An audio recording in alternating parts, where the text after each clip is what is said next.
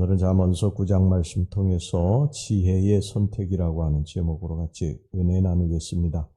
우리는 항상 무엇인가 선택하며 살아가죠. 무엇인가 해야 되겠다고 하는 선택, 해서는 안 되겠구나 하는 선택, 또 선을 선택하든지 악을 선택하든지 하나님을 선택하든지 마귀가 미혹하는 길을 선택하든지 무엇인가 선택을 합니다. 그 선택은 우리가 순식간에 하지만요, 그 선택으로 말미암아서 우리는 평생 축복 속에 살기도 하지만 고통 속에 살기도 합니다. 결혼이라고 하는 것을 한번 생각해 보시기 바랍니다. 내가 이 사람하고 결혼해야 되겠다. 이거 선택이죠. 누가 말려도 자기가 선택하는 거예요. 그런데 이 선택에 대해서 우리는 평생 책임을 져야 되는 것이죠. 그래서 어떤 사람은 결혼 한번 잘못함으로 인해서 평생을 고통 가운데 사는 사람도 있고, 또 어떤 사람은 반대로 행복하게 사는 사람도 있어요. 옛날 광고에 그런 광고 문구가 있었죠. 순간의 선택이 10년을 좌우합니다. 그런 문구가 있었는데 어디 10년뿐이겠습니까? 평생이죠. 우리가 무엇을 선택하느냐에 따라서 우리의 인생이 축복의 길로도 가고 또 저주의 길로도 갈 수가 있습니다. 우리 앞에는 늘 그리심산과 에발산이 놓여져 있어요. 그리심산과 에발산은 이스라엘 지도를 보면 예루살렘에서 사마리아로 가는 그 길목에 놓여져 있습니다. 그리심산은 축복의 산입니다. 축복을 선포하기 위해서 이스라엘 백성들이 그리심산으로 갔고, 또 저주를 선포하기 위해서 에발산으로 갔어요. 그래서 선택을 해야 돼요. 두 산 중에 어느 길로 가서 어떤 축복을 또 어떤 저주를 선포를 해야 되는 거예요. 이 선택해야 됩니다. 여러분, 우리 앞에도 영적으로 늘 그리심산과 에발산이 놓여져 있습니다. 지금 우리들의 삶도 항상 선택 아니겠어요? 이 선택을 하는데 하나님의 축복의 길로 갈 것이냐, 아니면 마귀의 미혹을 받아서 저주의 길로 갈 것이냐, 이것에 대한 선택이에요. 그런데 많은 사람들이 이 에발산으로 갑니다. 하나님의 축복의 길로 가는 것이 아니라 에발산으로 걸어가요. 근데 이 길은 성경에 보면 넓은 길이라고 그랬어요. 보기에 굉장히 넓은 길이고 화려한 길입니다. 그런데 그 길은 가면 점점 좁아지는 길이에요. 제가 어느 날 꿈을 꿨는데요. 많은 사람들이 넓은 길로 주님이 이렇게 가라고 그러시는데, 마지막 이제 심판대에서 넓은 길로 가라고 그러시는데, 그 넓은 길로, 화려한 길로 가는 사람들이 안 가려고, 그리로 안 가려고 뒷공무니를 빼고 강제로 막 사람들이 끌어가지고 그리로 보내는 것을 제가 보았고, 좁은 길로 이렇게 보내는 사람들은 막 노래 부르며 찬송 부르면서 감사하면서 그 길로 가는 걸 봤어요. 이게 성경 말씀 그대로입니다. 성경에 좁은 길로 들어가기를 우리가 힘쓰라고 하는데, 그 길은 처음에는 좁지만 점점 넓어지는 길이고, 또 다른 길은 넓은 길인데, 화려한 길인데, 그게 점점 좁아지는 고통의 길이 된다는 거예요. 성경은 늘 우리들에게 하나님을 선택하라고, 믿음을 선택하라고, 신앙을 선택하라고, 좁은 길로 가라고, 그것이 힘들고 어려운 길이지만 그 길로 갈 때 너희들의 인생의 넓은 길이 펼쳐지게 될 것이라고 그렇게 말씀을 하고 있습니다. 자, 오늘 여기 본문의 1절에서부터 6절까지 보면은요, 지혜가 배설한 잔치가 여기 나오고, 13절에서 18절까지는 어리석음이 배설한 잔치가 나옵니다. 이 양초대에 대해서 우리는 어떤 선택을 해야 될 것이냐, 이 양자를 좀 잘 비교해 보면서요, 잘 선택할 수 있기를 주의 이름으로 축원합니다. 첫 번째는 지혜는 풍성한 잔치를 열어놓고 인간들을 초대합니다. 그래서 지혜는 하나의 집으로 이렇게 비유가 돼서 자기 집 대문을 활짝 열어놓고 사람들을 초대합니다. 지혜는 집을 짓되 7기둥을 다듬어 지었습니다. 1절 말씀 보겠습니다.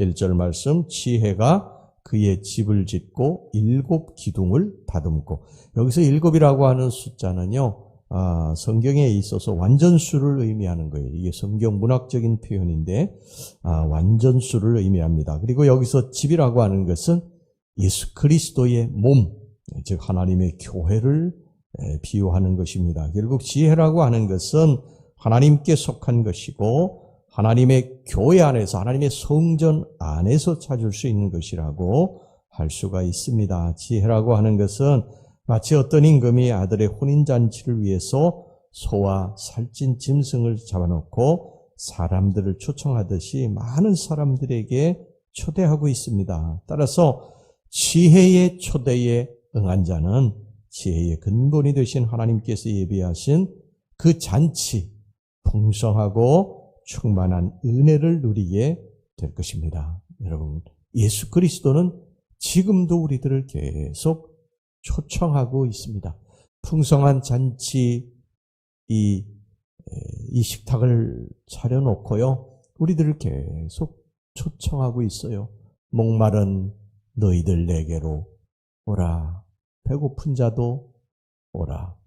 병든 자도 오라. 우리들을 계속 초청하시고 계시죠. 우리의 삶이 고단하지 않습니까? 고단하고 힘이 들고 때로 주저앉아서 탄식하고 울고 우리 인생 아니겠어요? 그런데 우리들에게 오라고 말씀하십니다. 풍성한 식탁 잔치를 열어놓고 우리들 오라고 그러십니다. 상한 갈대, 우리가 상한 갈대 아니겠어요? 우리 주님 앞에 찾아가서 날마다 주님이 주시는 그러한 영적인 음료, 음식을 먹고 누리시기를 주의 이름으로 축원합니다. 우리 주님 날마다 하나님 말씀 통해 소리를 부르시는데 딴 길로 가면 안 됩니다. 하나님을 떠난 길로 가면 안 됩니다.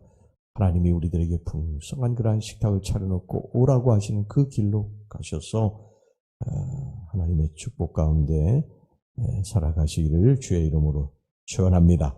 그 다음에 두 번째, 지혜로운 자는 결국은 자신에게 유익을 가져다 줍니다. 지혜 있는 자는 하나님을 경외하는 자예요. 10절 말씀 보겠습니다. 여호와를 경외하는 것이 지혜의 근본이요 거룩하신 자를 아는 것이 명철이니라. 또 의로운 자입니다. 의로운 자, 지혜 있는 자는 의로운 자예요. 9절 말씀, 지혜 있는 자에게 교훈을 더하라. 그가 더욱 지혜로워질 것이요 의로운 사람을 가르치라. 그의 학식이 더하리라. 이 지혜로운 자는요, 뭐 세상적인 학문이 뛰어난 사람을 말하는 게 아니에요. 배우지 못한 그런 우리 성도들 중에도요, 하나님을 정말 붙들고 기도 많이 하는 분들은 지혜로운 분들이 참 많아요. 지혜라고 하는 것은 먼 미래를 바라볼 수 있는 눈이에요. 지식은 우리들의 짧은 앞으로의 일들을 바라보지만 지혜는 먼 미래를 바라보는 거예요. 그래서 어리석은 자는 당장 눈앞의 것만 보고 움직이지만 지혜로운 자는 먼 미래를 보고 하나님께서 가르치시는 그 길로 걸어가는 것이죠. 그래서 지혜로운 자는 하나님의 말씀, 하나님을 경외하는 자. 경외라고 하는 것은 하나님을 마치 그 종이 주인을 두려워하듯이 그것이 아니고 하나님을 사랑하기 때문에 하나님께로 더 가까이 가 하나님의 말씀을 지키려고 그렇게 하는 사람을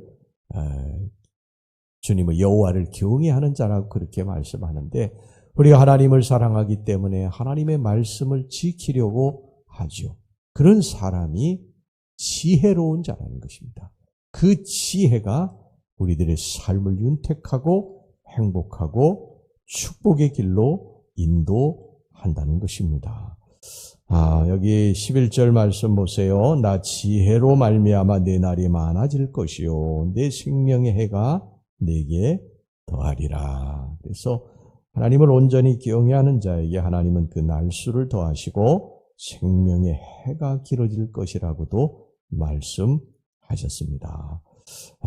그리고 삶의 후원자가 되어주셔서 참 행복과 참된 유익을 얻을 수 있도록 지도하신다고 말씀을 하고 있어요. 근데 교만해서 하나님을 온전히 섬기지도 그분을 두려워하지도 않는 자는 어리석은 자입니다. 그들은 늘 육신에 요구하는 바를 쫓아 살기를 힘써요. 그런 사람은 이 땅에서 잠깐의 만족과 쾌락을 누릴 수 있을지는 몰라도 하나님과 지혜의 근본이신 하나님과 복의 근원이신 하나님과 멀리 떨어져 살기 때문에 궁극적으로는 그 영혼과 육체의 모든 손해를 입게 될 것입니다. 그러니까 하나님을 사랑하고 하나님의 말씀을 늘 마음속에 담아두고 그리고 하나님을 사랑하기 때문에 늘 대화하는 것이요. 사람도 사람을 좋아하게 되면 내가 어떤 사람을 좋아하게 되면 그 사람과 자꾸 대화하고 싶어지지 않겠습니까? 그렇죠? 우리 사람과의 관계가 그렇지 않아요? 내가 어떤 사람 좋아하면 그 사람 자꾸 만나고 싶고 그 사람 만나서 자꾸 이야기하고 싶은 게 우리의 이 본능이에요. 우리가 하나님을 사랑하게 되면 하나님을 자꾸 만나고 싶어지고 그 만나면서 대화하고 싶어지고 기도하고 싶어지고 그렇게 되는 거예요. 그런데 우리가 사람을 저 사람 별로 싫어해. 난 싫어. 저 사람 너무 싫어. 얼굴 보는 것도 싫어. 목소리도 싫어. 그러면 자꾸 피하게 되죠. 자꾸 그 사람 목소리만 들어도 저쪽으로 가고 그렇게 되는 거예요. 여러분 하나님도 우리가 점점 좋아져야 됩니다. 우리가 세월이 갈수록 하나님 점점 좋아지고 하나님 자꾸 만나고 하나님과 대화하고 싶어지고 그렇게 해야 됩니다. 하나님과 멀어지면 이게 여러분 저주의 에발산으로 가는 것입니다. 하나님과 멀어지면 우리 인생의 모든 것들이 다 같이 멀어지게 돼요. 그런데 이게 한꺼번에 일어나는 일이 아니기 때문에 우리들이 잘 모르는데 내가 하나님과 멀어지면은 내가 하나님으로부터 받았던 누리는 모든 것들이 조금씩 다 멀어지게 됩니다. 우린 늘 하나님과 가까워져야 됩니다. 할렐루야. 세상 사람들은 뭐 어떻게 살든지 그저 우리가 하나님과 가까워지고 지혜의 근본이신 하나님 말씀 쫓아서 우리가 살아가게 될 때 하나님이 우리와 우리의 집에 복을 내려 주실 줄 믿습니다. 기도하겠습니다. 하나님 아버지, 날마다 우리들이 선택을 합니다. 그리심산을 선택하고 축복의 길로 갈 것인지 에발산을 선택하고 저주의 길로 갈 것인지 주여 우리가 하나님 떠나지 않게 없어서 하나님 사랑하고 하나님 품 안에서 살게 주시옵소서. 예수님의 이름으로 기도하옵나이다. 아멘.